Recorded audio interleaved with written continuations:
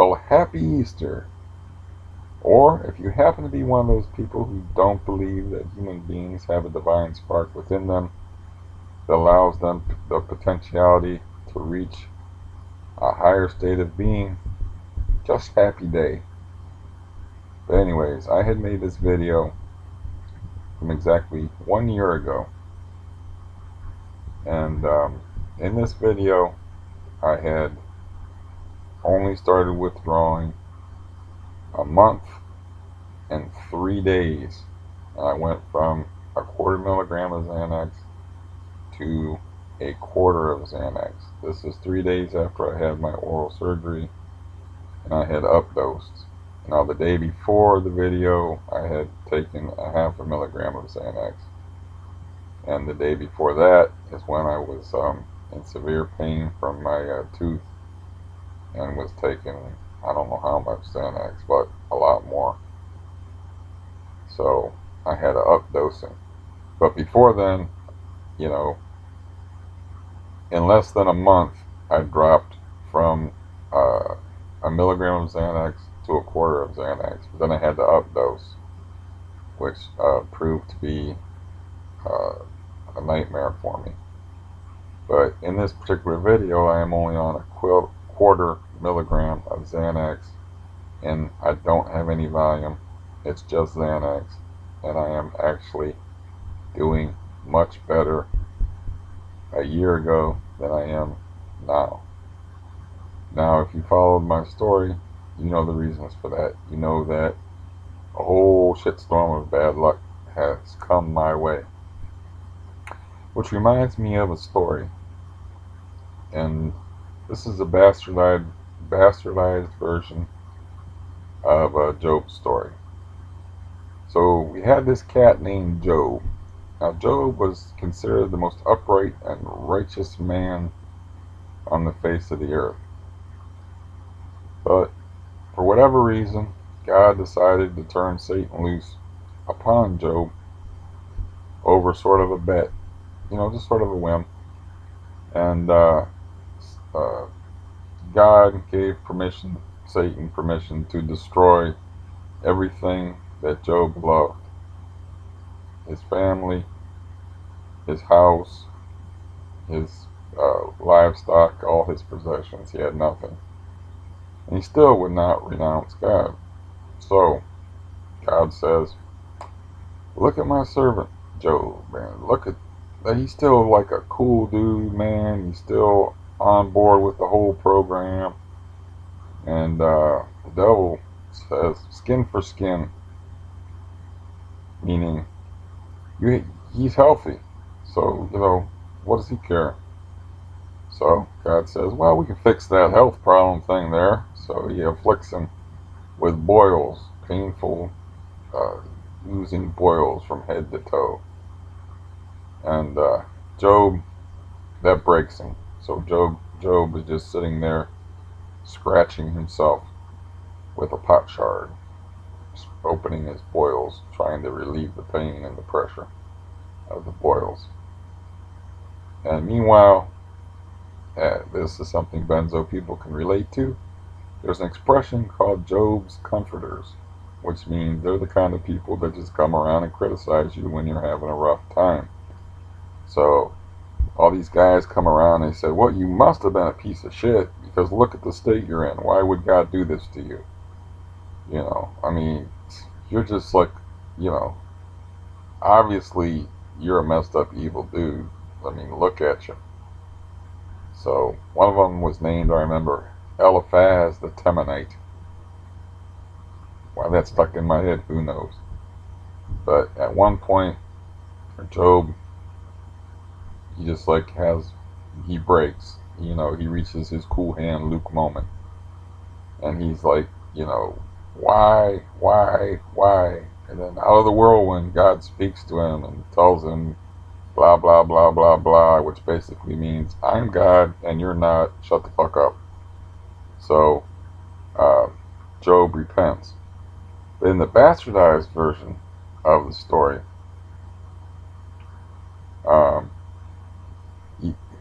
Job says, why why did you do this to me? I mean, it's like I've always served you. I've always been an upright and righteous man. I've always done the best I could and treated people fairly and righteously. Why, God? Why would you do this to me? And then God looks at Job and says, I don't know, Job. There's just something about you that pisses me off.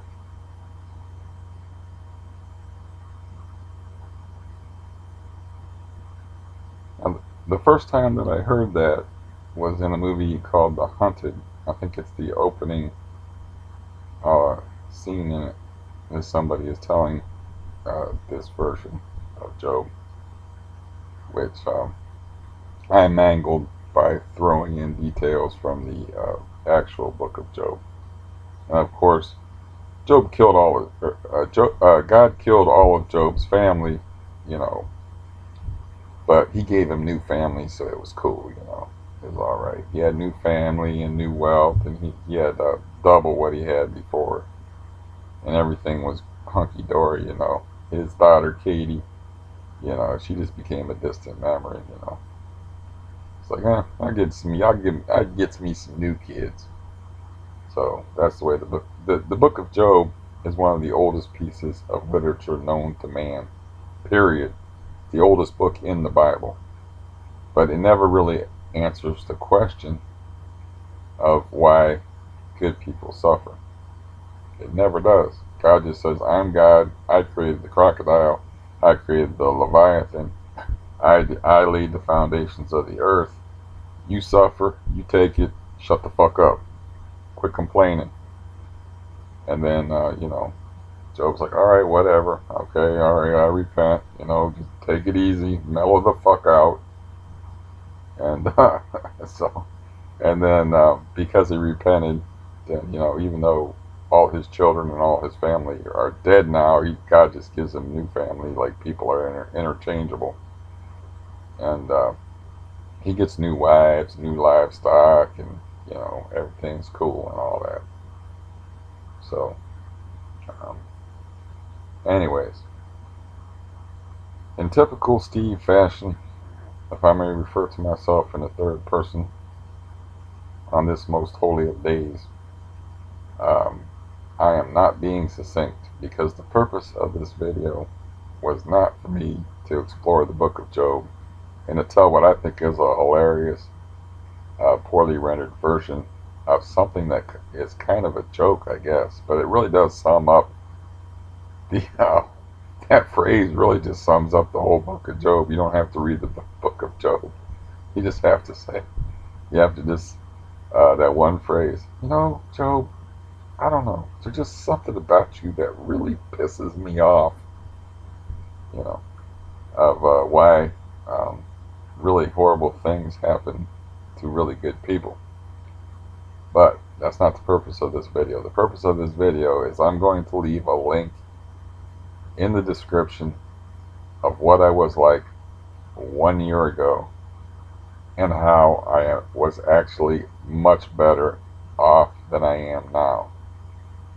It also has the beginnings, the little warning bells of the future in it, because I'm talking about, well, I think somebody's dealing drugs in the building, you know.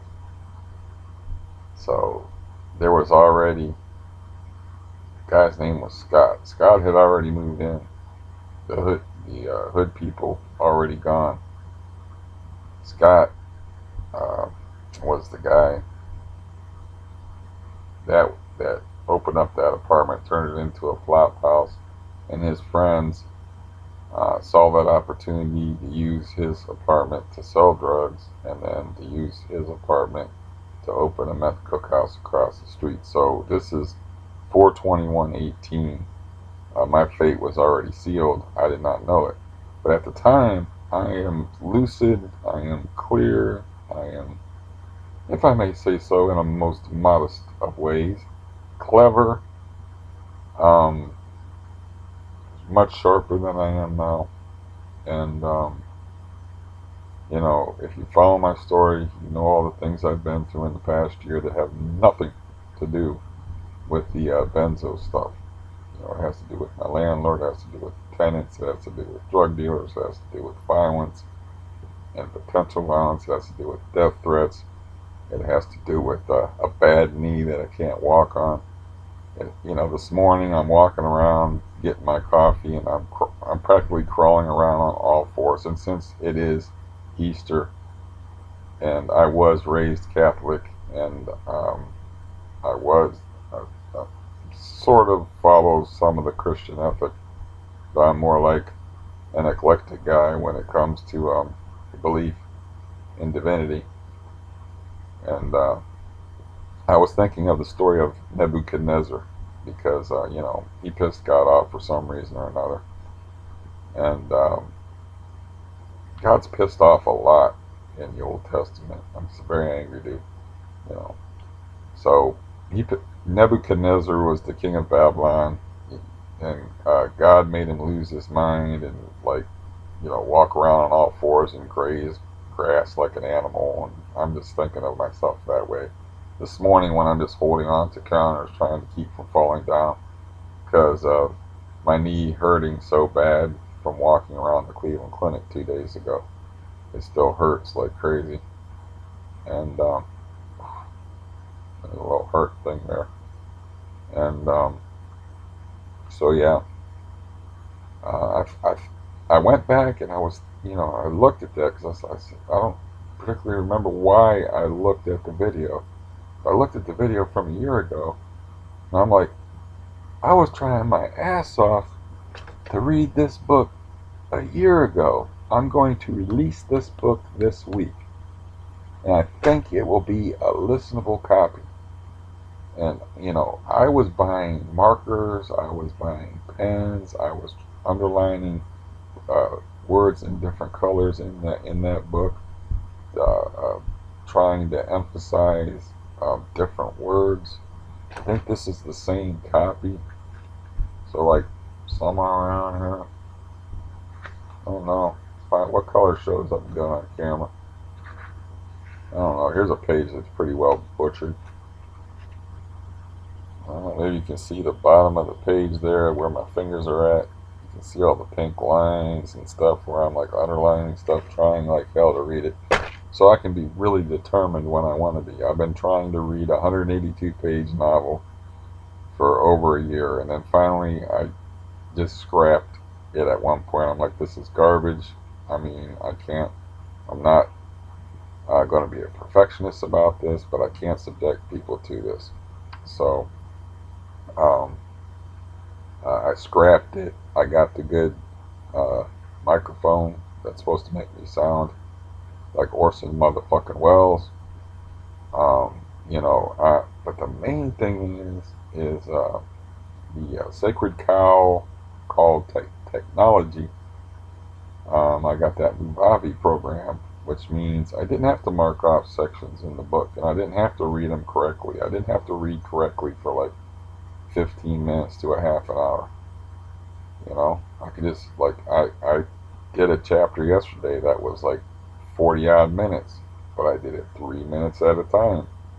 And with the Mojave program, you can splice it together, and it's seamless. I mean, you can't tell that it's spliced together. You won't be able to tell. But I mean, I worked on it. I don't know how many hours, 5 hours.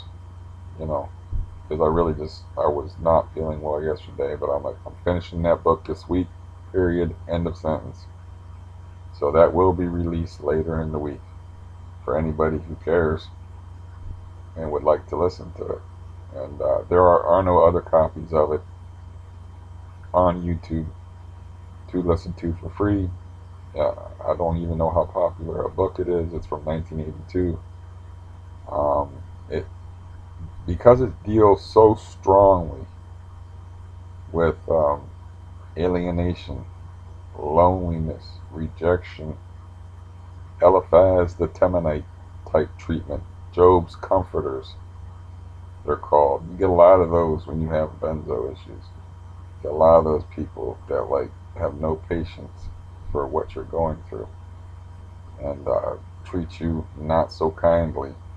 So there's a lot of relatable material in there. That's why I guess I was so determined to read that. I was like, this is something that a benzo person would relate to.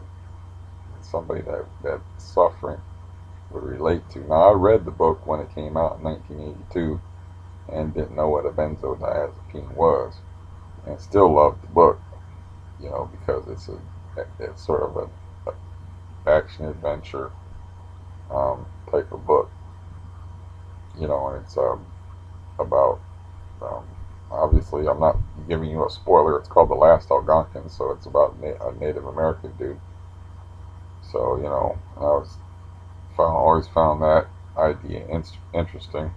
The whole idea that there was a people here that lived in a completely different manner than we do, and were in such close connection to nature that I read other books about them. Like they could just like appear out of the grass at any time. Like they could move silently through the woods. They could kill animals by just standing still and waiting with a spear. Just standing still, waiting with a spear for hours, and then they could kill full-grown deer that way. You know, they were like completely alien culture to the eventual aliens that came and said, well, this land is pretty fucking sweet, man, and came here. But anyways, I am prattling on stupidly, and I'm capable of doing it endlessly, as you know. The main point of this is to show that I was actually better off a year ago, and I took that video and I edited it down from an hour and 22 minutes to, it should be around 48 minutes, and I cut out all the boring parts, or the parts that I think are boring, and there's a couple of stories in there that I only tell in that video. So it's a pretty old video. Obviously it's a year old, so if I have attracted any new viewers, it might be new material to them. So in that way it will be interesting, I think. In another way, it will be interesting just to compare the Steve from a year ago to the Steve you got now, looking at you in the face. So another thing about that's funny is that's the first time I spilled the beans that my name was Steve, which is kind of like Chad. It's kind of like, it's not a good, like, I don't know, it's just never liked the name Steve. I guess it's kind of a male name, And I guess that's a dude's name. I don't know. But I'm like accidentally saying my name, Steven. I don't know much about the internet. I still don't know much about the internet, but I know a little more now. But I'm like, does this mean that the mafia will come and kill me, or that ISIS will kidnap me if I give my first name? So I was like, now you know something about me, that my name is Steven. But actually, I just go by Steve. The only people that call me Steven, because that's the name that my mother gave me. Steveen, not Stephen, like with the PH, like Stephen King. I don't have a PH or a PhD. I'm just an uneducated, mouthy dude. So the hopefully I'm not missing anything.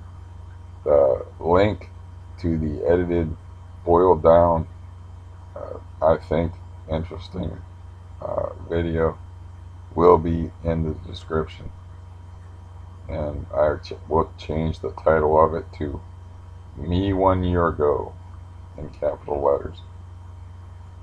And I thought that maybe, hopefully it's in video editor right now, and hopefully it'll get done by today. But if you know video editor on YouTube, it takes forever. I put it in there last night, like 8 hours ago, and it still says that it's still processing. So I should be able to put it out today on Easter Sunday, but if not, it'll be out tomorrow. And the book will be out. I'll have it out for you this week, finally. And